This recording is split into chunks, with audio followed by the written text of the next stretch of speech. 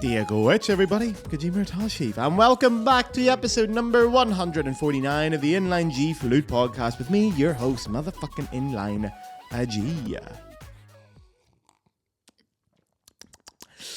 If you are listening to this week's podcast on the day of release, that would be Friday the 15th of May 2026, then you will probably know, or you should know, that tomorrow is Eurovision, the Eurovision Song Contest 2026.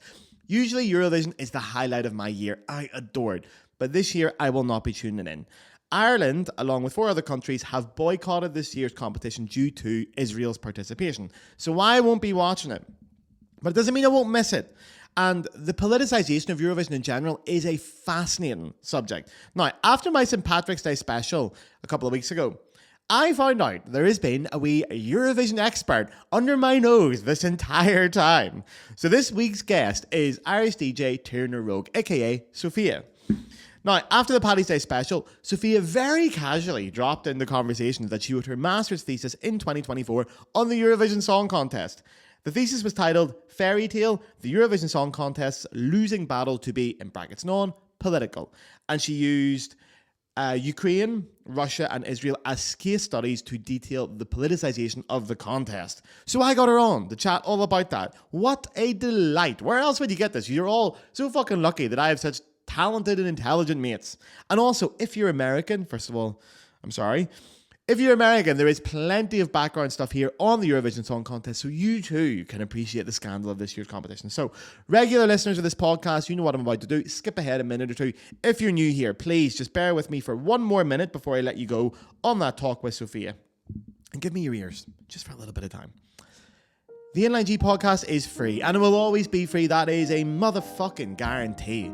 But if you wish to donate to the podcast, you can now do so through the Patreon. On the screen now is the address, and for the audio listeners, it is patreon.com/the Inline G Flute podcast. Listen, lads, it costs $5 a month. It's not even €5, I think, a month. This is the definition of a small independent podcast. I do every single aspect of this podcast entirely on my own. I do the script writing, the graphic design, the audio production, the video production, everything, marketing. The whole lot is done in-house by your boy here. It is a passion project. I absolutely fucking adore it. There is an episode of this podcast coming out every single Friday. For the last 149 weeks, we have had an episode every single week. It's a lot of work, but I love it.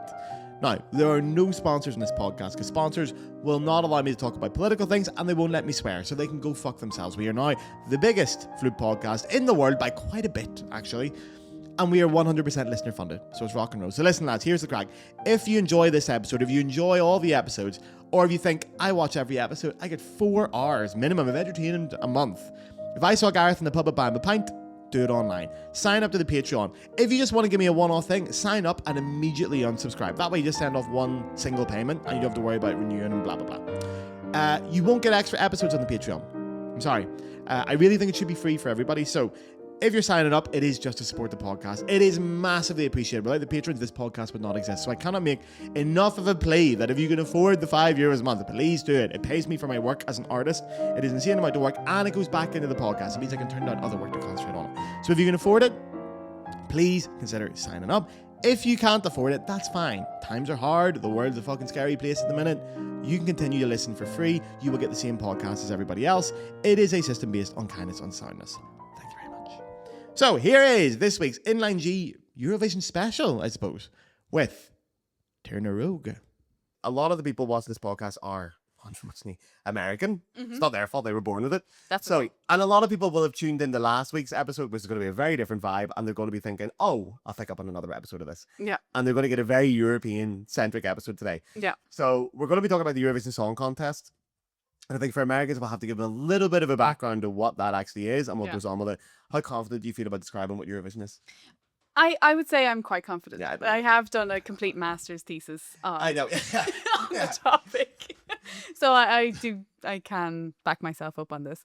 But yeah, essentially the Eurovision Song Contest was founded in the 1950s as a competition to kind of bring the European countries and surrounding countries in kind of the European area together. Yeah. So they wanted to kind of build up relations and kind of get things back on track after the Second World War. Yeah. It was actually inspired by an Italian song contest. I read about this, yeah. Yeah, in the early 1950s. So that kind of gave them the idea of like, okay, well, we can use this on like a bigger scale, Yeah. essentially. Yeah. And since then it's grown like massively. Oh, yeah. And it's broad. I think like there's been at least maybe 50 countries that have taken part at Yeah. one point or another. And yeah, essentially, to give you the basics of the competition, you have 5 countries that are always in it. Yeah. So you big have 5. France, the UK, Spain, Italy, and Germany. Yeah. So that means they automatically qualify for the final. Yeah. And in the song contest nowadays, you have 2 semi-finals, and you will have the rest of the countries kind of battle out Yeah. to get their slot in In the grand final, yeah. Yeah. And any country who's part of the European Broadcasting Unit, or Yeah, not unit, union. union, can take part. So that means you don't have to be a member of the EU necessarily. Which is an important distinction to make as Yeah. well, because the European Union, you don't have to be a member of the EU to be a member of the EBU. Yeah, exactly. For example, obviously the UK still compete in Eurovision, and there's a lot of countries like Georgia and Armenia, I think, compete as well. Switzerland, of course, Norway, Yeah. Iceland as well. Yeah. So it's the general European area plus Australia. Yeah. Yeah, which is a whole thing in itself. Fuck. Yeah. We're very inclusive. Let's just put it that way. Yeah, okay, very politically spoken. That's another debate for another Okay. podcast, I'd say. And also, do you know what I love about the Eurovision as well is how it started, because it's kind of like there's a lot of things in Europe that I feel like have been started basically to just make sure that France and Germany stop fighting each other for a wee while. Essentially, yeah. And it's like a different type of competition. Yeah. It's more Put down the guns and sing some songs. Yeah, Put down the guns and exactly. pick up the microphones. The only shots we want fired are musical shots. we don't want any more fighting, please, boys. Thanks. But That's a very good way to sum it up. That's a great Yeah. way. So also we should say this will come out on Friday. The Eurovision Song Contest is tomorrow. Yeah. So Americans, I actually looked this up. It's on Peacock if you want to pay for it. But also the Eurovision YouTube official channel, stream it for free entirely. yes, I have a feeling that they might do it on TikTok as well. I think they tried to do that at one point or another. But Oh, yeah, they're okay. definitely making it more accessible because now They're doing it for free. It's very accessible. is crazy. Well, On they're, YouTube? they're making enough money from it Yeah. to Yeah, be able hopefully to the EBU are not watching this podcast. 'Cause No, well, they've probably read my thesis and Yeah. blacklisted my name at this point anyway. So the there's the definitely hole gonna be is an already alarm going dug. up somewhere in Zurich when this podcast gets released. Don't let this woman in. But yeah, no, you can watch it anywhere, and then I think the YouTube one though. Did you watch it before? I think there's no commentary on it. yes, yeah. So that's the thing. So with each broadcaster, like the BBC or RTÉ in Ireland, for example, you will have like one of the like show hosts or one of your famous Yeah. show hosts of that country commentating on It's the whole thing. iconic as well. Like that's one of the best things about it. It is, yeah. And that's where I would, be killed for saying this, but we would always watch the BBC I commentary. was just about to say, took the words out of my mouth. But also, the BBC coverage is by an Irishman. Exactly. It's So Graham, that does it's Graham help. Norton. So Graham Norton is by far the best on it, man. I Yeah. watched the Irish commentary once or twice. I know famously. Oh, who did the Irish one actually before? Marty Whelan, he did. Yeah. Yeah, I think he still does it. But yeah, and he's just very kind of, he's nice, and sometimes he'll make a few digs here and Yeah. there, but it won't be the same as Graham Norton. Who's catty as fuck. Yeah, and It's I'm great. 90% sure gets through like a bottle of wine Yeah. throughout the like they're there for hours on Yeah, end in it this is tiny long, commentary yeah. box. Yeah. Do you reckon they drink when they're doing it? Do you reckon Graham Norton has a I few think they're drinks when he's allowed doing to. it? Yeah. Not to the extent where they're, yeah. they're throwing insults or slurs or anything like that. Fucking thing he is. But yeah, no, I'd say so, because usually how the setup of I will say this to anyone who's not familiar with the contest, is it's usually hosted in one of the main arenas of the country who's hosting it. Which is So- the country that won it the year previously normally. Exactly. And so you will have, you'll have your general audience, anyone can go and see it. But you'll also have this kind of exposed green room. Yeah. So it means that all of the entrants, like all their delegations, Yeah. get to watch. And Which is everybody. Like that's yeah, everyone they which is brought with crazy. them. So that's like the kind of standing area of the arena, or most of the standing area Yeah. of the arena. And then you'll have all the commentators in their little boxes kind of above Yeah. everyone. So they're looking down and watching it with the audience. Yeah. So they're just watching it at the same time that you are, which is great. Yeah. So Which is such a unique thing about the Eurovision as well, because obviously the European sporting events, which is the main other thing you would have European countries competing against each other, there's much more of an audience at it because there's going to be multiple games, the whole thing. While Eurovision, the actual event itself, I don't know anyone that's actually been to Eurovision. You watch it on TV. Yeah. And it's one of those classic events every year that you watch on TV. Yeah. Because it's covered by your broadcaster and not many people can actually afford to go to it and you can't fit everyone into it. Yeah. And I'm sure that the numbers on it are insane within a year. I think at one point or another it's definitely 200 million across the world. That's class. Yeah, which is something you don't really get for something anymore since we have streaming. Yeah. You know, like back in the single 90s. live event, yeah. Yeah, like you would have high figures for Dynasty or whatever. Yeah. 200 million for Dynasty? Yes, because that's exactly when I was born. But you'd have high like a World Cup final or something. Yeah. Like that. But it's only sporting events would never bring that kind of thing in. You would never see it with a music event. Yeah, no, not at all. Because usually they're not shown on television. No. And this is one of the one of the few ones that is. I have to say, I fucking adore Eurovision. And I'm heartbroken I'm not going to be watching this year, which we'll get on to later because I think a lot of Irish people are going to be boycotting it this year. Ireland are not represented in it this year either. Yes, they voluntarily not entreat themselves. Yeah, essentially just in protest to the fact that Israel are still allowed to participate in the event. Yes. So Ireland and we'll get into 4 other countries I think have Four boycotted it countries. entirely this year. Yeah, so Spain, Netherlands, Slovenia, Iceland, Yeah. Ireland have boycotted it. So they won't be sending anyone and they won't be broadcasting. Yeah, it it'll be shown in Ireland, which is such a shame because Ireland, as I've said to everybody who will ever listen to me when I start talking about Eurovision, Ireland are the record holders, joint record holders, not Joint record holders for the with- most with wins in Sweden. Eurovision. Yeah. We've won it 7 times. Yeah. Which I am so proud of because there's not many things Ireland are the best in Europe at, but we were the best in Eurovision, which honestly, it should still be us in number 1 because that year Sweden won it with Loreen recently. Nah. Yeah. I think had it just happened to yeah. really work out lovely that the year after when they were hosting it was it the 50th year anniversary of ABBA as well? Yes. Oh, yeah. that was very So, convenient yeah, that Sweden it all happened to kinda pick it slid up. into place. Yeah, it didn't So, adjust. Yeah. Also, yeah, that's one thing as well. For Americans not familiar, ABBA were Eurovision. Yeah. They So were, that's the I'd kind of music say, you're getting. the first most revered act to Yeah. win it. So they sang Waterloo in the 1970s. right, Yeah.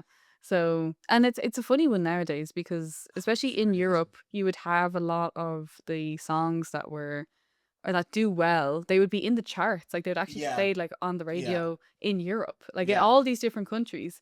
But outside of Europe, these They people never are never work. heard of. It's mad, Ever isn't it? again. Yeah. But they're so uniquely European, some of these acts, and they're so unique to themselves. They don't really cross over into America. I think that's a big market you want to crack as well. With a lot of these guys going to Yeah. America, but they never quite got over there, which I kind of like. But I was saying about Ireland as well. Obviously, we're very successful. It does break my heart that we're not going to have it this year because it is a big event for Irish people. It is, and like I watched it growing up for years. It was as well like one of those things you got to stay up to watch because it would be on. it's It's like on for midnight nearly. hours. It's It's on for over. 4 hours, Class. and that's the final. So you would get to stay up. And 4 hours, yeah, it's class. people man. have Eurovision parties. We used to have them every year. Yeah, like, and It's they would great. watch it or have it on in the background. Like, it is a massive cultural event. It's an institution in Europe. Yeah, It's mad. huge. Yeah. And it's one thing I always loved about it is when I lived in Cardiff, for example, or when I went to Paris as well. When you're studying classical music, people come from all over the place because classical music, they have it in every country, and it's one of the few things that, unlike watching, for example, the Euros in the football, if you're from a big country, you might have a chance of winning it. If you're from a smaller country, you'll probably not even want to qualify. This was the one event where like my friends from Cyprus and from Malta and from Yeah. Georgia, we could all watch it together because we were all the shite countries that couldn't play in football. Yeah. But suddenly we had a chance of winning. Yeah. So you could bond with everyone over this instead of just people from the big countries, which I loved. Yeah, so it's equal opportunities. Yeah. So, It's progressive is what you're saying. Yeah, it is. Yeah. And then how it works with the voting is you have like 2 sets of points that are given to each country. Look forward to it every year. So we have the jury votes. So that's usually like a committee of like music professionals is what they call it. So this is people who've worked in radio, maybe they are working for record labels, or just, they can be music journalists as well. So it doesn't necessarily have to be someone, connected to the Eurovision or who has like grown up with it at all. It's someone who actually knows music. Yeah. So their opinion, their opinion would be quote unquote trusted. Yeah. When it comes to actually, thinking about these songs. So then the way that the point system works is a country can give 12, 10, 8, and then 7, 6, 5, 4, 3, Yeah. 2, 1 points. So you can give points to 10 different countries. Yeah. From the jury and then from the public vote as well. So that's one of the, I think, most iconic parts of the Eurovision It's my favorite bit. is the results being Oh, announced. because the results like that takes a good hour. Oh, it takes so long. Like, it's a long thing. They go to every single country. I love that as well. They go to the country and they put them up on the big screen. There'll be someone there Yeah. like, this is the representative from Ireland. Ireland Yeah. gives its 1.2, and then Yeah. the board goes up and people start. I fucking love that, Yeah. man. It just, the tension of it is crazy. So you'd have like the big board Yeah. of all the countries who qualified for the final, and like the names are all They're jumping up, shifting, yeah. and then they're cutting the camera to all the different artists, and they're like, oh, am I gonna win? And Yeah. like, it's so And the magic is theatrical. quite as well. It's quite difficult because you will get like working out when it's getting towards the last few countries to announce. You're like, right, okay, Ireland will need 274 points, but then if Sweden get fucking 35 points somewhere away, and it's really precise and working all Yeah, out. and it's really close Yeah. as well. It's always very close. Like they have changed that system quite a bit over the last few years. Yeah. So now it's like the jury votes are completely separate, and then the public votes are kind of amalgamated or something, and then given as like one big chunk of votes Yeah. from all the countries put together. It's a I've complicated no process now, idea to be what honest. the Yeah. formula for that is, but But it works. It's pure entertainment. yeah, And I think we had talked about this. I can't remember if we talked about this on camera or not off camera because we've been talking for a while. But so obviously non-EU countries can compete, but the EBU will allow countries to come in who I think they want to say embrace European values. yes. So that's something that I touched on in my thesis, was this notion of like European identity and national identity Yeah. the Eurovision, because you can definitely sense that there are certain things that the Eurovision wants, or Eurovision Song Contest wants to have within, or be associated with, Yeah. essentially. And like the first thing that they have is they state we are non-political. Yeah, that's very important. That is their bread and butter. It's what they stick to and have stuck to throughout, especially in the last decade or so, with Russia and Israel partaking in the competition. But what they want is they want to be seen as this, all-inclusive, diverse, welcoming continent, Yeah. which on paper is great. It is. But then you have things that are going to conflict with that, such as like national identity and history between countries, and wars and Yeah. invasions and everything that's happened. Like, you can't sweep all of that history under the rug. No, of course not. And that's what filters through quite a lot in the Eurovision, is you'll have these songs that will have kind of hidden meanings or metaphors, or you'll have performances that have certain dancers or certain costumes, and that you can see they're alluding to things. But they and- can't outrightly say it. Yeah, exactly. They're kind of dancing with this non-political flow that they have to follow. So a lot of the time it comes through in very strange ways. And you can have these very camp, over the top entries that have nothing to do with politics, and they're just about frappuccino, I think, or cappuccino was one of the entries that one of the Scandinavian countries. See, when you put say through. camp entry, though, my mind goes straight to the Ukrainian entry in 2007, wasn't it? Which one? The drag artist, Oh, Vaduchka, yeah. isn't that what you call him? Yeah. Bajushka, yeah. Like, that's camp as fuck, man. It was class. Yeah. So that was an entry from Ukraine, and that was like completely condemned, like within Ukrainian circles politically. So like there was politicians, there was different people who were like, we can't have Verka, I think is the first name of the drag artist. We can't have her represent us. It's going to bring us great shame onto the country. And she's done so well. Like, she's appeared multiple times in different ways, like throughout other European or other song contests. And she didn't win either, did she? No. Got second, I think. Yeah, very close to winning, I think. Yeah. Which is strange. It's probably, in my generation, the most iconic performance. Yeah. Like, that's the one. Between that and Conchita Verse, that'd be the two big ones. Yes. That everyone thinks of. Both drag artists as well. Oh, is Conchita drag? No. Yes, I'm pretty sure. I never thought about that, I think so. Yeah. But it's amazing that was condemned when it was like when you meet Ukrainian, these people these days, obviously the first thing you talk about, the first thing you want to talk about is not the Eurovision entry. They got a lot on their plate, not the Ukrainians. Yeah. But post, the Russia war, that was my immediate reaction when I talked to Ukrainians. Like, oh man, do you remember your Eurovision entry in 2007? That was fucking class. And they loved it. It was a huge thing. And it's done so well for them as well. Like, and that's something I kind of touch on a little bit in the thesis. And it's definitely a moment that the Eurovision Song Contest like saw and ran with it, like because they supported it completely. Why is it? Because it fits into this idea of what they think European identity is. Then, And I think it did poke a lot of fun at Russia, Yeah. which I think could be argued as a little bit of an undertone to what the Eurovision Song Contest, wants to represent. They don't want this, overpowering, country who has a lot of history with Europe and a lot of ties that, you can't really justify in what they've done with certain countries yeah, throughout history. And to have a country that has this super camp, like, drag queen coming forward and say, like, and singing in German and Ukrainian that was in there as and well. dressing up as this, like, like this woman with giant boobs in this like silver sparkly like soldiers It's hard to describe it. uniform. Now that I have to describe what that costume was, it's really hard to think about it. And it's got so much backlash, and it was Ukraine having a moment of like, we could do what we want. We Yeah. could be super liberal, super fun, super camp, and that, I think, to the EBU said anti-Russia.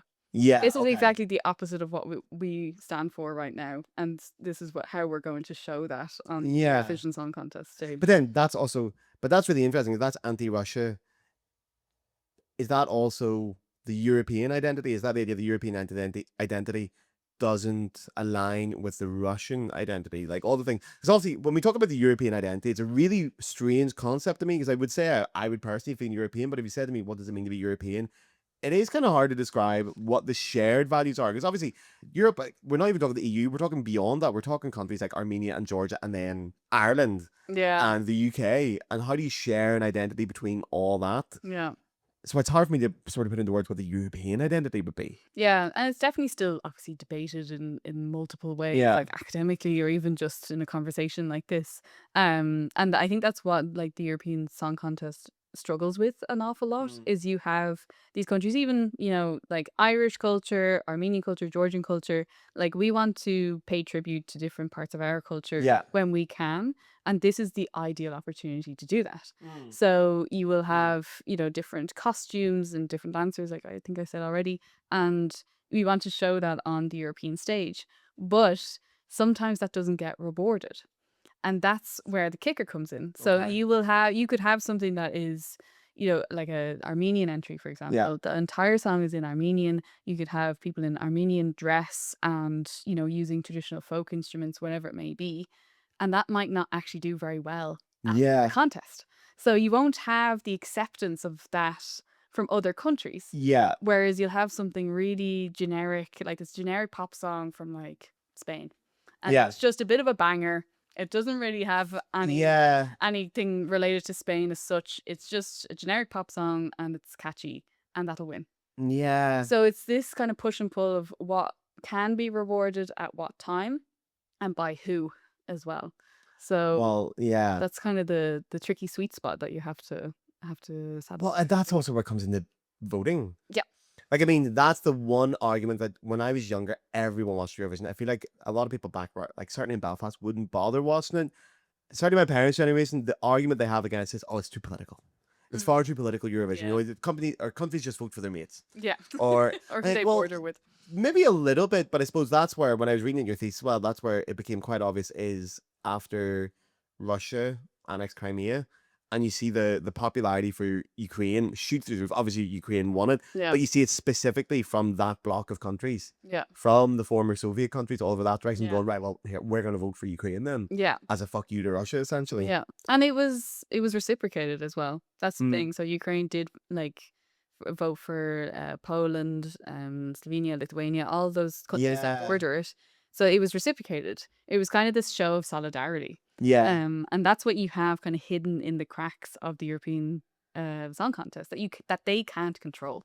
Yeah. And that's the one thing, like, for all the, rules that they have for what artists can and can't do, what the song lyrics can and can't say, they can't control the public. Yes. So it's always interesting to really like look into the voting patterns of each country Yeah. and see who they're voting for, and why essentially you can connect that to political things or political events that are happening I know, because at the time. I want to get the figures up on that as well, specifically in that one. So I know in your thesis you talked about 3 particular examples about is Eurovision politicized? Is it not? And that's obviously Russia, Ukraine, and now Israel. Mm. And when you talked about the Ukrainian thing, you showed the voting patterns of what happened at the time and the countries were voting there. I actually saw that one. Yeah, points given by Ukraine to post-Soviet countries. So that's the one that Ukraine give the points to. Mm-hmm. Yeah, they're giving 12 points to the likes of Georgia or Lithuania or Poland, Moldova. Like, it's amazing to watch, and it's all happening. You can see as the years go on, as the war intensifies. Yeah. Is the support picking up as well? It's mental. But isn't that one of the most beautiful things about the Eurovision? Is that no matter for all the marketing they can do, all the publicity they can do, all the quality of entries you can do, at the end of the day, people are just going to vote for who they want to vote for. Yeah, and that's something that I had in like the voting patterns chapter at some point or another, is they tried to ask people who usually vote, like, do you vote because the song is good, or do you vote because you are connected to the country in some sort of way, or do you vote because everyone else has said to you that this song is going to win? So it's like bandwagoning and different types of voting. And then there was just like an other category, and it was like, I think 40% of people went into the other category. Really? So they didn't actually align themselves with this kind of bandwagoning or, I like the song or whatever. It was always very specific personal reasons for why they voted. Political allegiance. Sometimes, yes. Or sometimes, like, for example, if you're an expat of some country. Well, yeah, that's a classic. isn't it? So, if you're living in Germany and you're Yeah. Irish. Well, that's also a very Ireland, important yeah. thing, is you can't vote for your own country when you're living in that country. Exactly. But if So- you're outside, Yeah, You because can, when I come yeah. to voting, I can't vote for Germany. Not that I ever would vote for Germany, but I can vote for Ireland. yeah. So, yeah, I Exactly, think, yeah. and So- obviously the freedom of movement within the European Union means there's a lot of people who have moved to different countries and they want their country to do well. So Exactly. they're probably going to vote for them. Yeah, and that's what you see, and I think it's more prevalent in countries that have a bit more of a history behind why they're connected. So, ex-Soviet Oh, states. yeah, because you said, isn't there 3 blocks of voting that were structured into? Yeah, so I can't remember the names off the top of my head, but basically it was like the Northern Bloc, the Western Bloc, and like a Mediterranean Yeah, bloc, essentially. So, and this was, so there's one academic, his name is Yair, Yaior, and he's done so much for like academic studies within the Eurovision Song Contest. And he started with like 1970 like during like one of the oil crises.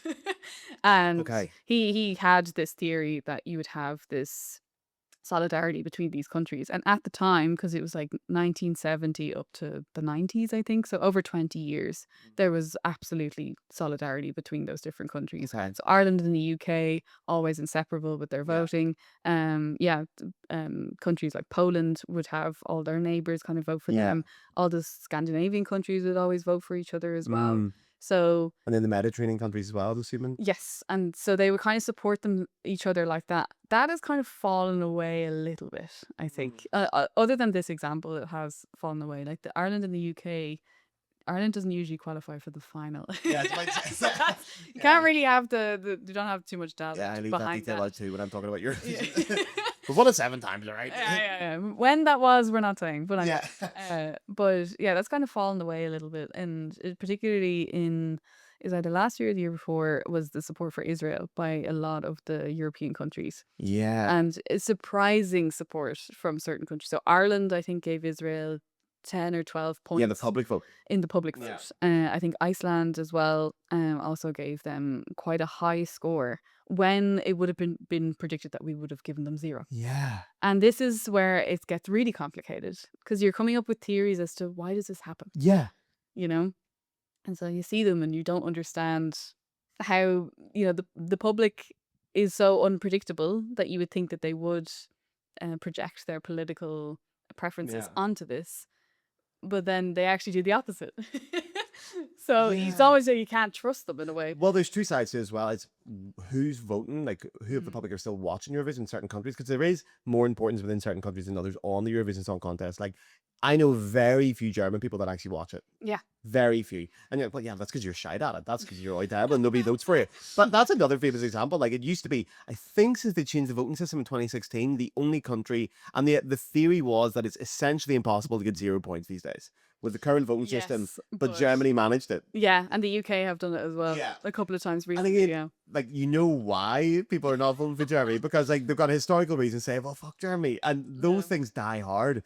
Yeah. And it's also kind of funny. There's Yeah. there's a bit of a laugh. And There the is. UK is the same thing as well. Yeah. But Germany and the UK will famously not do well nowadays because people don't want to vote for them. Although the UK actually has done better recently, I feel like. They came second, I think in 2022. The year- the year that Ukraine won, Ukraine yeah. won, because Ukraine couldn't host it, so they hosted Which it in also is a Liverpool. mad Yeah. thing because not that long after Brexit.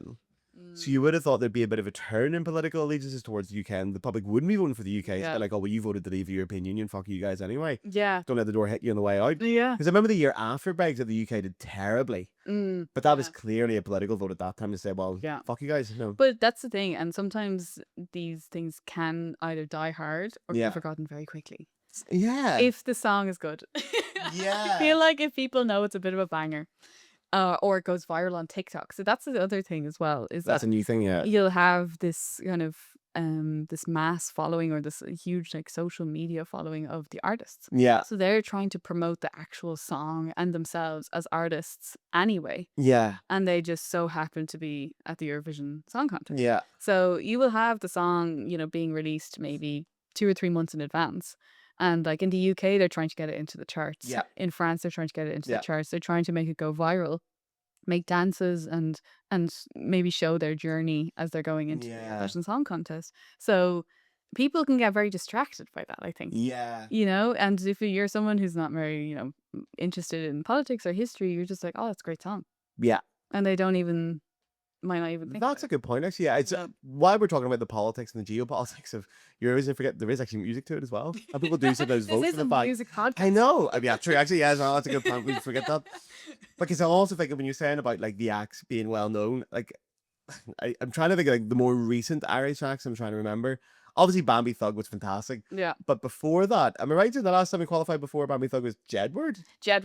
Jedward actually participated twice, and they were one of the best performing acts that we had in many, many years. Ireland were shite for years. I think they came 11th in like 20. That was Lipstick. With Lipstick. That was class. That was very good. I mean, Jedward, that was a stroke of genius. Yeah. Like they when you looked at just- Jedward, you just went, they are born for Yeah, Eurovision. yeah. They are And they did pure so Eurovision well. essence. And they went in the next year, I think. And Yeah. they did awfully. They did Yeah, it I really know. badly. I kind of forgot that they did it twice as well. Just Yeah. I barely remember the second. Did they Yeah. get to the final the second time? No, I don't think so. Yeah. Yeah. Okay, that's why you wouldn't. So that was the thing. We would never get to the final. Yeah. And I think that's what happens with a lot of maybe smaller countries, is that they try really hard and that they never get into the final. Yeah. So like San Marino, for example, I think. Who? No, hang on. Did San Marino not have? Was it Flow Rider or something like that? Did San Marino once? They had a really weird might entity have. one year. I don't think they got him, but that connection does sound familiar. But they only qualified for the first time in God knows how long recently. But yeah, like these teeny tiny nations like North Macedonia. San Marino were great for a while. Though. San Yeah. Marino has some really brilliant entries. Yeah. I voted for them one year. I think that'd have been 2024. Yeah. 2023. No, in 2021, they had credited vocals from Flow Rider on the track That is bonkers. in San Marino. That is insane. Which also, Mr. Flo. if anyone watched Mr. the last Rider. episode, Sorry, Mr. Ryder. Call me Flo. also, do you know Flow Rider is because it's from Florida? No way, really? Okay, I only found that out recently. Fuck you for that reaction because I had that reaction a couple of weeks ago. Man, Come on, its name is Florida. yeah, okay, never clocked that one for quite a while. It's like calling you Belfast. And you're like, where's he from? San Marino. Fuck off, right? Yeah, but you were talking the last time as well. I finally got around to watching Reeling in the Years, which we're not going to spend time talking about in this podcast, but they did a little bit of a coverage on one of the Eurovision years, and I didn't forget. But Celine Dion has competed in Eurovision And won it. for Switzerland, was it? Yeah, for Switzerland. She At sang that it time, for- because when I was watching it in the years, like, and the Eurovision Song Contest is won by a relatively unknown singer Yeah, representing Switzerland, Celine Dion. I'm like, man, fucking hell, Celine Dion won yeah. Eurovision. Yeah, and that is go if you haven't watched her live vocal performance of that on the Eurovision, watch it. It will actually give you goosebumps. Yeah. It's beautiful. Like her voice is so clear. She's very young as well. I think she's in her early 20s. Oh, she looks like a baby in it. Yeah, and it's like beautiful French, and it's obviously iconic as it's her. Yeah. It's one of those moments. I think if you were around during that time, you would know exactly where and when. You Oh, were really? when you Think so, saw yeah. it. Yeah, because it was just like you'd have some other entries, and you're looking at It them was like, that Eurovision entry, yeah. because we were saying this earlier about how different it was back in the 50s, 60s, 70s, Unrecognizable even competition. into the 80s. It's like a talent show, like a school talent show, Yeah. essentially. Like everyone's singing these ballads. It was all sang live. Like Yeah. that is still something that they keep, but now you have these like pre-made backing tracks. But also, yeah, it was the attire they wore. There was usually a professional orchestra accompanying them. It was always like almost evening wear. It was like ball gowns or tuxedos. It was very formal. Yeah. It was, and it was very highly revered. Yeah. And now it's just turned into No, this. And the campus thing in a way. Like, It's the entertainment value Yeah. of it. And I think that's where the kind of politicalness of some songs don't get their time to shine. yeah. Because you can have the most, like Verda from Yeah. Ukraine. That's the sweet spot where it's extremely camp and very entertaining, but still political. Isn't that the trick though? Because Yeah. there'll be a couple of entries every year that try too hard on the Eurovision vibe. They try to go for Yeah. pure campness. Yeah. And that isn't the Eurovision vibe. I think that's what's perceived to be it on the outside, because aesthetically that's what you're looking at. You go, oh, Yeah. I'll just put on a silly costume and get a couple of dancers in and make a stupid beat. Yeah. But really, the real sweet spot, the lovely point is when you do incorporate some national identity into it as well, and Yeah. maybe something quite clever politically, Yeah. and then make a campus fuck on top of that. Yeah. And then you've got this Exactly. magic formula where Yeah. even if you're not aware of it being that, you're still watching and there's something about that that just works. It Yeah. just clicks in that Eurovision way that is so fucking unique. Yeah, I think so as well. And like even like Nemo, who won in 2024, Yes. like that was a very minimalistic performance, but it just was very capturing. So like it was like them on this like spinning disc, and they were like balancing and dancing on it the entire time, and it was just them on that disc, and they Yeah. were singing live, and I think they're like professionally trained as well. Yeah. But like Nemo is non-binary and had a skirt and like this very like puffy, over the top costume yeah. on, and like the song is about Like not want acceptance and stuff, is it? acceptance and Yeah. not wanting to be like put into a box and that sort of thing, and it just hit the right Yeah. chord at the right time. Yeah. And it was a beautiful performance, It was. and it just worked, like, and everyone loved Really it. That was a good year for Eurovision as well. Yeah, Some of the years. Malmo. Do you have any personal favorites? No. Oh gosh, like I went to Malmo. Yes, you in tell me. 24, so I was able to go to the rehearsals of some of the semi-finals. Yeah. So that's the one obviously that sticks in my head because. No, but I mean, a favorite Eurovision entry? Oh my god, favorite Eurovision entry. I have so many. The one that like stuck in my head like as a child was Fairy Tale by Alexander Rybak. So he won yeah. it for Norway in 2006, Oh, that was a winner, yeah. I dare say, or 2007. Yeah, because Norway have they only won it once, actually, I think. There's that single entry, wasn't it? But that's a really, that's one of the iconic Eurovision songs. that's one of the most iconic Eurovision songs. It has this like gorgeous violin solo, and Yeah. he's so cute. Like he's He such a is, yeah. cute looking guy. And like they've used him kind of like Verda from Ukraine as well. He's come up in like these Yeah. halftime shows A multiple lot, yeah. times. Yeah. And it was at the time the highest scoring song entry in the Eurovision. Really? Just Was it? point. Yeah, it's like Wow. 280 points, which is like before they changed all the voting systems, was never heard of. Yeah. Like the most anyone would get would be like 190 or something, that's and this was like a crazy amount Yeah. of points. And I still play that to this. I still listen to that to this day. I love that song. So That's a good much. one. Yeah, it's like one of my favorites. What about yours? Do you know, I was thinking about this today because I don't remember a lot of them as I was a kid. I always remember watching for the UK and Ireland. Support that, but my favorite year of Eurovision, I think, was 2021. Was it the year where the first year they brought it back live after Corona? Mm-hmm. And it was the year Maneskin won. Oh yeah. And I had to think, like, I didn't even vote for Maneskin that year. I think I voted for the Iceland entry. It was Daddy Freyr in his second year doing it, Mhm. which was a great entry. But the Maneskin, I think it would be my favorite one now. Oh really? Purely because of the time. Like, I remember talking to so many people afterwards because it was semi-lockdown around the time. You couldn't really go to pubs or anything to watch it. Yeah. And I was living in Cologne, and the amount of people he said to me they just voted for Maneskin because they wanted to ride them. And I was like, do you know what? But the better thing was, it was like, Yeah. everyone wanted to ride every one of them. There was no Yeah. gender involved now. The lads No. wanted to ride them. The women wanted. I was like, we all just want to ride everyone. Yeah, It was lockdown had pure taken its toll. sex appeal. Like Yeah. they were so hot. Yeah. And they were rock and roll as fuck. And then there was that whole scandal about him taking cocaine under the table that apparently never existed. Oh yeah, I believe It you. was like, so they do these cutscenes when they're doing like That was my announcing favorite, the yeah. votes, and so when like Italy would have gotten like 12 points from Yeah. wherever, and they will cut to the band and they were like, woo, amazing, great, and then it's like the cutscene is like his head's already head's down back here, here. and then he's like, and it just looks like he's doing a line. Yeah. No. It looks like it, yeah. Yeah. I mean, if the He shoe has fits. he has denied it, and they didn't find any drugs. And I also feel like he'd be the kind of person just to admit and go, yeah, I did it. Yeah, probably. Like, he's rocking out, so why wouldn't he? Yeah, and then Simon Cowell signed him afterwards, and then he went to America, and now he's Seriously? been Americanized. Yeah, he released his own album, and it was really bad. Under a solo title? Yeah. Wow, because I'm not Maneskin were gigging in Cologne like a couple of years ago. Like, they sort of I'm mocked not it for a while entirely still. sure if they're still together. Oh, Yeah. Because they weren't a Eurovision band. They were a band that benefited from Eurovision maybe a little bit, but they were a really respected rock band in their own right. Yeah, no, they'd done really, really well, like in Italy, and they had gotten up to. They were one of my semi-final. mad. Yeah, that'd be my real standout performance. Like, that year, Eurovision was so good. Yeah, I loved that year. yeah, I'm trying to think of any ones. I generally like the French entries because they're very ballady, they're very dramatic, they're Yeah, very they're French. They always try to very- play on the classy element yeah. of being Even French. the one this year is still very like that. Yeah, they love like, that. just be gay. Like, No, of the all French the can't be gay. countries, of all the countries, come on. I mean, yeah, no. You 'cause have to be French. That's another thing we have to talk about as well, is like how massive Eurovision's became with the LGBTQ plus community. Yeah. It's huge with It's them huge. Like it's the biggest thing after, let's say, Christmas and Halloween. Yeah. It's Eurovision. The one time a year you get to give presents and dress up is followed by the one time a year that you can just go absolutely bananas Yeah. over all these like super campy It's songs. Yeah. Yeah, it's huge.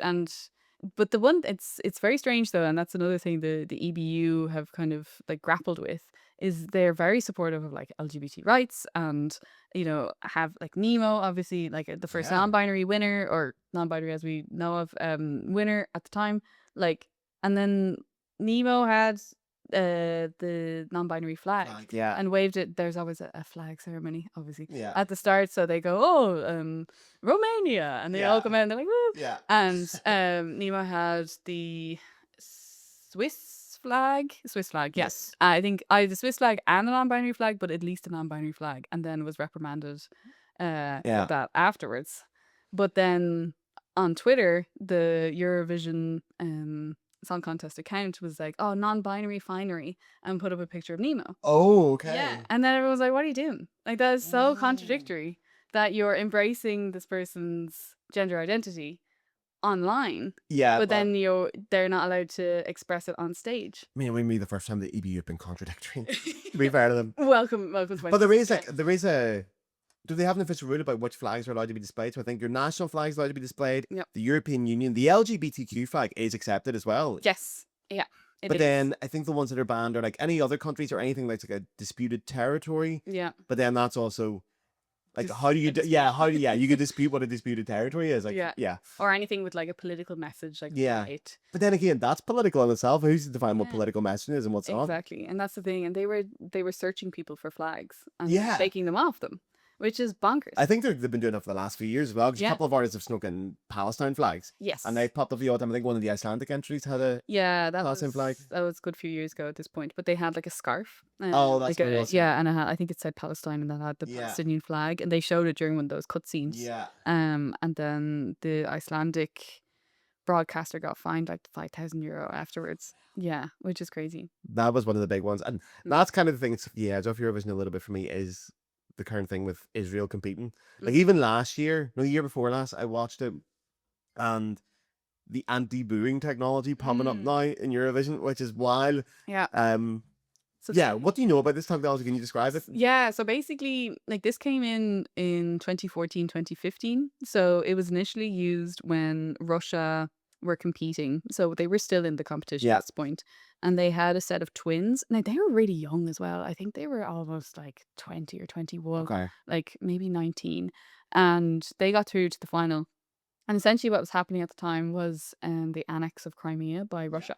So this was like the political background, and this is something that also the EBU can't control is the crowd reaction. Yeah. So that's something that they try to, you, censor as much as they can. So what they came up with was this anti-booing technology. Yeah. So essentially, when you're watching it on TV or online, they will like basically turn down the volume of whatever arena they're in. Yeah. So you can't hear what the crowd are doing or Yeah. whether they're cheering or not at that moment, the moment booing starts. Yeah. So they basically use this so that you wouldn't hear it as a viewer. But obviously in the arena it's still there. It's very clear, yeah. So they were doing that because it wasn't in the spirit of the contest. Yeah. And you're like, well, and again, this kind of push and pull. So they had that in 2015, and it really affected those girls. Like one of them was like crying during the the announcement of the jury votes, because every time Russia, because they nearly won it that year, every time Russia got like 8, 10, 12 points, it was just massive boos. And like those arenas are huge. They are. So, and the camera's on you. And basically, you have all these people saying, "We don't want you here." Yeah. It's horrible. So then they did start to use that again in 2024 in Malmo as well. Yeah. So they had it on during the semi-finals and I think during the final as well, because I'm pretty sure they qualified. And yeah, essentially it censors the crowd reaction to the general. And it can also replace it with cheers. Yeah, as and well.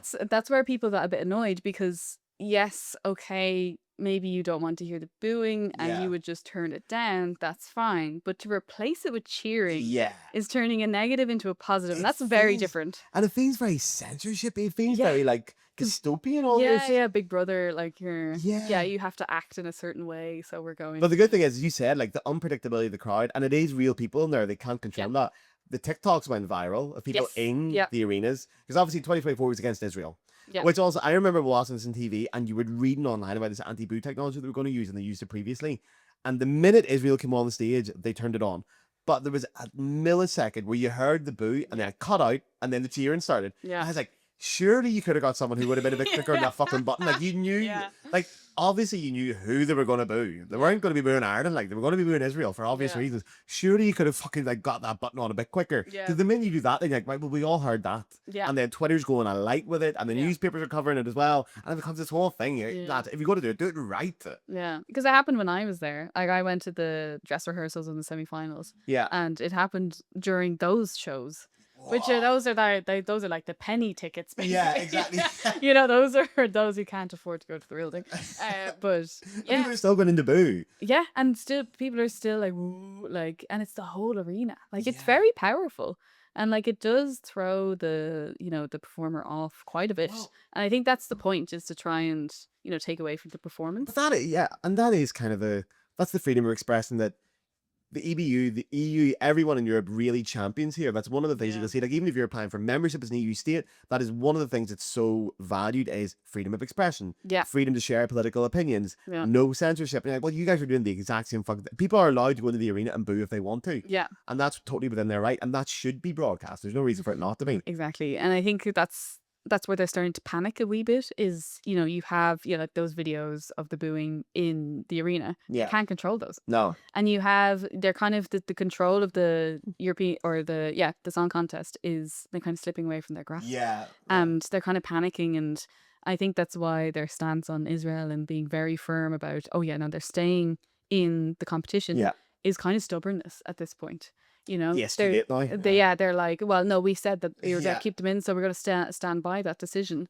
Because they can't seem to control anything else. Well, I think like the biggest issue with that is, and for anyone that isn't familiar about that, the biggest issue is Russia don't compete anymore. They're not allowed to compete anymore. Yeah. So it's the hypocrisy of saying, well, you banned Russia from competing because of the war in Ukraine. Why can we not treat Israel the same way with their assault on Gaza? Yeah.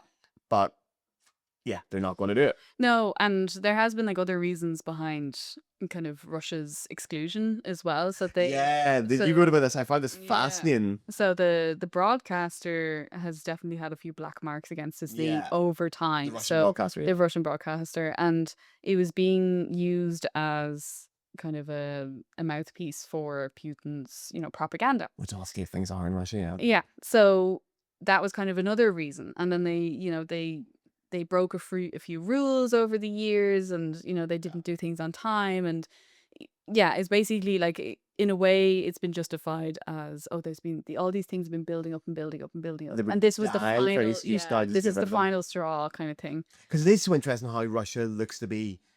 It feels like the entry in the Eurovision Song Contest in general is a way for Russia to sort of, I wouldn't say Europeanify itself, but to certainly make it acceptable in European eyes. Yeah. Because so many of Russia's values don't align with Europe. Yeah. And that's one of the ways, like the back door into acceptance in Europe is to win Eurovision. Yeah. Say, look at us, we've got gay people in Russia. Sure, don't believe what you're reading on Twitter. We're not killing gay people. Look, we've got tattoo. Yeah. They're out here kissing each other. That's grand. We've got lesbians in Russia. We're Yeah. totally fine with Eurovision and the gayness of it all. Yeah, exactly. But it's Whereas- just for performance. absolutely, it's kind of pinkwashing in a way. Pinkwashing, that's a great word, yeah. Yeah, so they, and like tattoos, that is the prime example of that. And so Also, sorry to interrupt you, but we're tattooing big in America.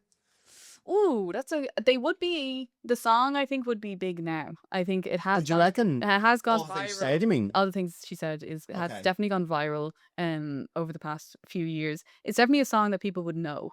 Do you And I'd say reckon? Yeah, I'd say okay. it did break America at some point or another. Because it was massive It back was at home. huge. Like in 2001, I think it came out. I remember it so clearly. The video for it as well, man. Yeah, Tattoo yeah. where they had another song following up to it, but all the things she said was huge. It was massive. And obviously at the time, okay, they never did come out and say they were lesbians, No. but they certainly alluded to the fact they make it out in their music video. Yeah. Well, like- yeah, they were like 2 steps away from riding each other. They were like, no, we're not gay. Yeah, well. Okay.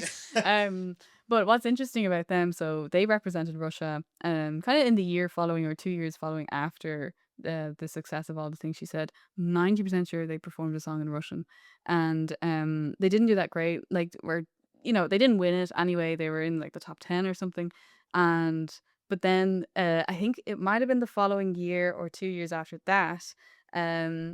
Bilal, I think his name was, he won it for Russia. That's 2008, I think he won. Yeah. Yeah. And so then it was hosted in Russia Yeah. the next year. And so they always have these like halftime shows. So you Yeah. have all the performances from all the acts. Then you'll have this kind of like halftime show where they'll have someone, different musicians perform. It's usually tapping into the national culture and the Yeah. national history a little bit, and the heritage, that sort of thing. And so when they were hosting it in Russia, they had Tattoo at that halftime show. Yeah. And I think they might have performed like a snippet of all the things she said. They were not kissing. They were not kissing. They were not showing any homoeroticism whatsoever. And then they had these, like, if you look up the video, it's so funny. They had these giant inflatable tanks that were pink. Okay. And this was like following on from like the Red Army choir, with these giant Russian men who had served their country and could sing, and then they had Tattoo. Oh, sorry, with their Tattoo with their song, and these giant inflatable Pink tanks. tanks. Yeah, and you're like, okay, if that's not a symbol of the power Yeah. that holy Russia have fucking- and how they want to remind people of it, then I don't know what is. Oh my God. Yeah. Yeah, I forgot Russia man as well, because when they won it and they hosted the year after, that was just after the Russian-Georgian War Yes. as well. 'Cause Yeah. I think you wrote about this as well, where Georgia, didn't they win Junior Eurovision that year? Yes, so apparently the relationship between Russia and Georgia was obviously tense during that war, Yeah. but then there was this like olive branch between the two countries, because Russia gave Georgia 12 points in the Junior Eurovision Song Contest, which exists, and then there was like, negotiations or whatever, because before that Georgia was like, we are not going to Russia. Yeah. We don't care. Like, obviously they have been invading us, so we're Yeah. not going to go. So that was fine. But then there was this olive branch. But then Georgia kind of threw it back in their faces, because they submitted a song that was called "We Don't Wanna Put In," and the way she was like, "Don't want to Putin." Putin, ha. And the EBU were like, you can't use it, like, and they were like, what do you mean, we're not even saying Putin? And then, like, 3 months later, the singer was like, "Oh yeah, no, we definitely were." Oh, yeah. Like not even trying to hide it. That's fucking great, man. Yeah, it's That is just one of the most interesting things about Eurovision is tenuous. these hidden messages that pop up all the time. Well, that's not so hidden, to be honest. That one's pretty out there. Mm. But these hidden political messages and the conflicts and the geopolitics of it all, it's Yeah. fucking fascinating every year. Like the Ukrainian entry in 2023 or 2022 did very well. It was 2 women whose names escape me, but it was a beautiful entry. It was like rap in it, I think, as well. It was like this ballady rap thing. I remember that. And the staging of it was, one of them was like climbing this mountain, or they had this kind of, you know, basically this peak, like this mountain peak on the stage.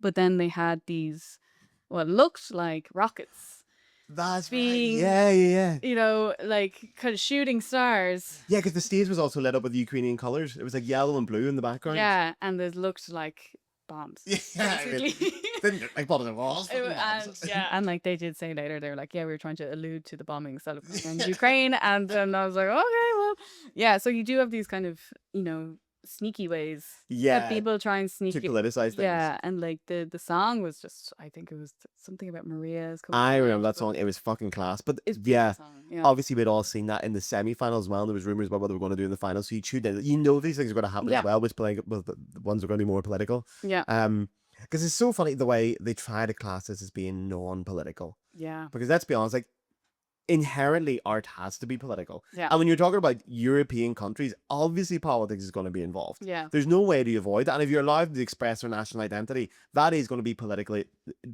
inherently political. yeah. It has to be. You can't express things without doing it. Mm. So to pretend that you're not being political and it's a non-political event is such dog shit, man. Yeah, it is, and it's so funny to see the ways that people scramble or don't, when they try and hide these things. So like the Georgian entry Yeah. that year, being like, no, it was, just not even trying. Like they don't even. Or do you remember the fucking year we were talking about this earlier? Was it 2024 where the Dutch entry didn't compete in the final? Because there was all Yes. these rumors about like the journalist attacking him. And Yeah, oh no, or- the rumor was he attacked a journalist, wasn't it? He attacked some of the staff, or Yeah. attempted to attack some of the staff backstage, like after I think his semi-final performance.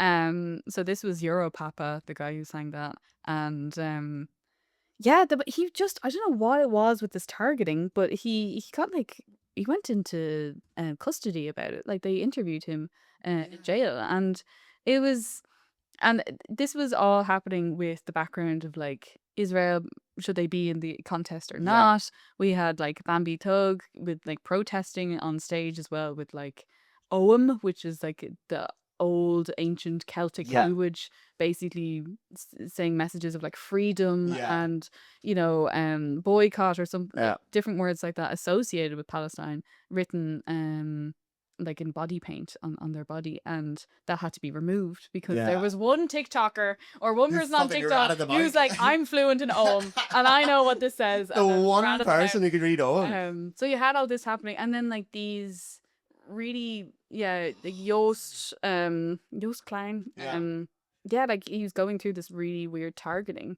because he would have won it, I think. Oh, he was great. Yeah, and it was, He was and, a hot favourite that and year. then his song is all about European identity, Yeah. it- And yeah. and you're like, how is this all making sense? You That know, was like, I it's remember very the bizarre. scandal of that in the day though, because it all happened. Was it on the semi-final, the final, what all happened? I think But the it's news was semi-final. like evolving so slowly. And then there was rumors like, oh, they're going to be expelled. They're not going to be allowed to compete. Yeah. And then he was coming out making statements here and there. Mhm. And then it was just pure drama before the actual day. And I'm reading about it here now as well. So apparently the Israeli team reported an unprecedented display of hatred.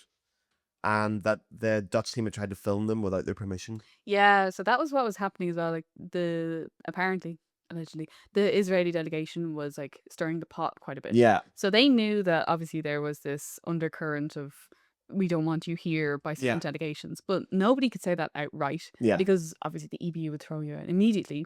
But I think there might have been some people in the Israeli delegation who wanted to demonize other delegations Yeah. and get them thrown out of the Yeah. competition. So then people be like, oh, poor Israel, they were targeted. That's not Yeah. fair. This is supposed to be non-political. You're supposed to have your chance on stage. And meanwhile, like the Netherlands or Ireland are targeting you. Yeah. And, That you know, famous tried to push bully you out. Ireland kind of Yeah, bully. like poor me mentality. And yeah, it was just really bizarre. And that's kind of, seeped into the whole discussion about why they should or shouldn't be let into it now.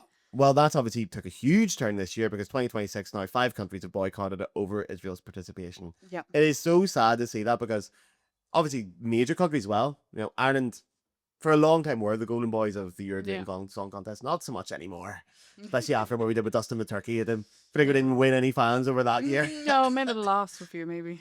But also I should say a little bit because a lot of Americans don't understand this. Not super educated on it, especially the Irish American crowd over there who identify as being Irish. Why Ireland has such a strong support for Palestine. I wouldn't even say Ireland's anti-Israel, but it's definitely it's very, very strongly supportive of Palestine. Yeah. Essentially because there's drawn parallels between the colonial past that Ireland has went through and what we see what happened in Palestine and Israel. Yeah. I think it's just an automatic thing of like, we went through the exact same thing as that. Yeah. It wasn't that far ago in our history. We feel an automatic affinity towards the Palestinian people. Yeah. And that's been carried through, and it's there's a lot of movements. The boycott. Yes, sanction- yes, movement. Yeah. Yeah, so they would be kind of one of the main groups that would be protesting outside, broadcasters in Ireland, for example, and they would be pushing for things like Israelis' removal from the European Song Contest. And like, there's a lot of support. Like Kneecap, for example, signed a petition, and a lot of other artists signed a petition this year, in particular, to have Israel removed. And it's just garnering all this attention. And I think the EBU is really scrambling now at this point. They don't know what to do. And when I was talking to the heads of delegation, I interviewed the previous Irish head of delegation and the previous Icelandic head of delegation, 2 countries known for their support of Palestine. Yeah. They were saying like they just want to have as many countries partake in this as possible. Yeah. They want it to continue. It's a piece of sunshine in a very bleak world, I think is what the Irish head of delegation said at one point. And he said, being political and bringing politics into the competition is going to exclude people from it when we want to include as many people as possible. Yeah. But now the opposite has happened. Yeah. It's really gone against them, where you have 5 countries, one of them from the big 5, Exactly. not participating. Yeah. So it's now they're panicking. Yeah. Because, if it's 5 this year, how many is it going to be next year? Yeah. How many is it going to be the year after? What if Israel win? Yeah. How many countries are going to go Which, down? honestly, I could see that happening this year. And it could. Like, I was listening to the Israeli entry earlier, and they obviously, the singer sings in Hebrew, but then also sings in French and English, which is a bit off. I don't, as far as I know anyway, someone can fight me on this, they don't usually do that. The Israeli entries, if they do sing, they sing in English and they sing in Hebrew, but to sing in French is a really left field decision. And again, another way I think that Israel is trying to kind of nation brand themselves as this extension of Europe. Exactly. Yeah.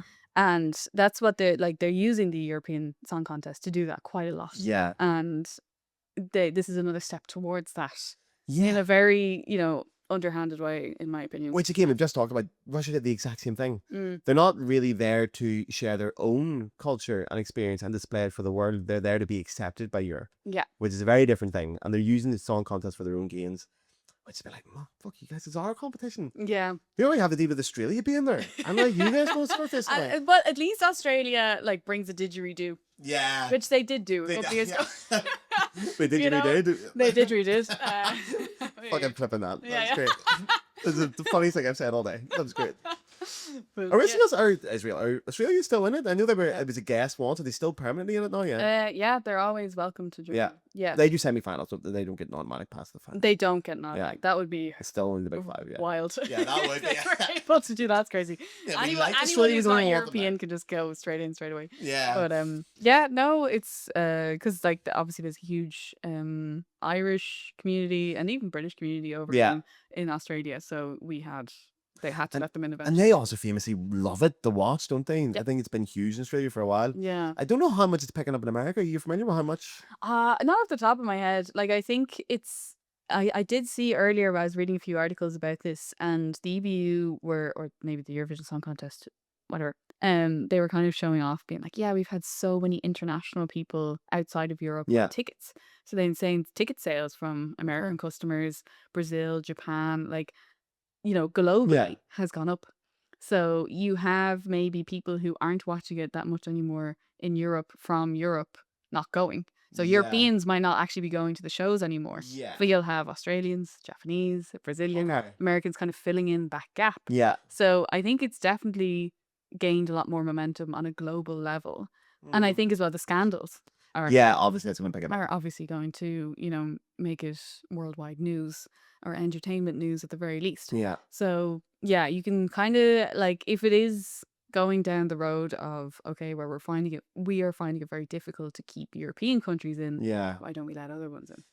Oh, I hope they don't extend that too much though, because it is so uniquely European. And even we haven't talked much about the music. We're going to run out of time as well. But the style of music in it is so uniquely European, because I feel like a lot of it draws on that influence from the Schlager kind of style, Yes. which ABBA certainly played on. Which that kind of, it's a musical tradition that sort of comes from Scandinavia, Holland, Germany, that kind of Beneluxy kind of region, where it's hyper kitsch. Yeah. It's definitely over the top. It's very camp. Yeah. It's very cheesy. The theme, usually it's got a very recognizable melody, something you can give a bit of doot doot doot doot afterwards. Something you can sing, double repeating the melody, maybe singing the same verse 2 or 3 times as well, just so it gets into your head. Catchy as fuck, but banging. Yeah. Usually also using like very traditional instruments as well. Like the ABBA are an extensive Schlager. They're like good Schlager. Yeah. I feel like it's unfair to call ABBA Schlager, but they definitely evolved out of that culture. Yeah. But like the modern Eurovision seems to be an extension of that. It's very like it plays a lot in the trance thing as well, in the big trance movement in Europe at the minute. Yeah. So it becomes incredibly European in so many ways. It is a shame, like we've talked about how shitty like the Eurovision might be this year and the reasons not to watch it, but I would push people to watch it, man, because it's fucking like I won't watch it this year, but in general, even go watch the old Eurovisions to see what it's about. It is class. Yeah. I'm And mad for it. it's a full production as well. Like when I went, they had LED screens in the floor. They had different LED screens coming from the ceiling that were movable all the time. Every song has its own staging, its own lighting, its own production team. Like it's one of the most complicated live shows that happens every single year. Yeah. Like the moment it stops in one year, the production for the next year starts. Yeah, starts straight away. Yeah. Immediately. Like they don't slack off with it. And it's very impressive. It is. So it'd be such a shame if it just kind of fell away and didn't garner the amount of support that it kind of deserves. It does. Just on like a music event level. Yeah. Regardless of the entries or the political nature of some of the entries, whatever. But it's a European sight to institution. behold. It is. It really is. And man, also the parties you can have for it. Like I used to have a Eurovision party is great. Yeah. I've had a few actually. I've had one in this flat a couple of years ago. Yeah. I love a Eurovision party. Yeah. I won't be doing it this year, but I think in general, I highly recommend people do that and watch with your mates, because it is, I'd say, 4 hours long. Yeah. It's a long night. Yeah. Like you definitely need a bottle of wine or 2 for the Eurovision. 100%. I don't think I've ever watched Eurovision sober. No. Even when I was a child, I didn't watch it sober. Well, yeah, you know. Yeah, well then, I think we've got through an hour of talking there about Eurovision, so I suppose I don't even know what to plug here, because it's a very strange episode in that sense, but obviously you can plug yourself. You've been on this podcast already, but sure, if you want to tell anyone where to check out what you're doing. Yeah, so I'm based in Cologne and I work as a DJ, so you can come and see me at my gigs. My Instagram is at Tierna Rogue, so TIR_NA_ROGUE. Yes, and I can put that in the description, sure. Yeah. I'll leave it to my editing team. Thank you very much, Sophia, for coming on. This has been great. And thank you guys for watching. I hope you all enjoy the Eurovision tomorrow night. And yeah, I'll see you all next week. Yeah, I'll see you next week. I don't know what I'm doing, but I'll see you all next week. Yeah. Ciao, everybody.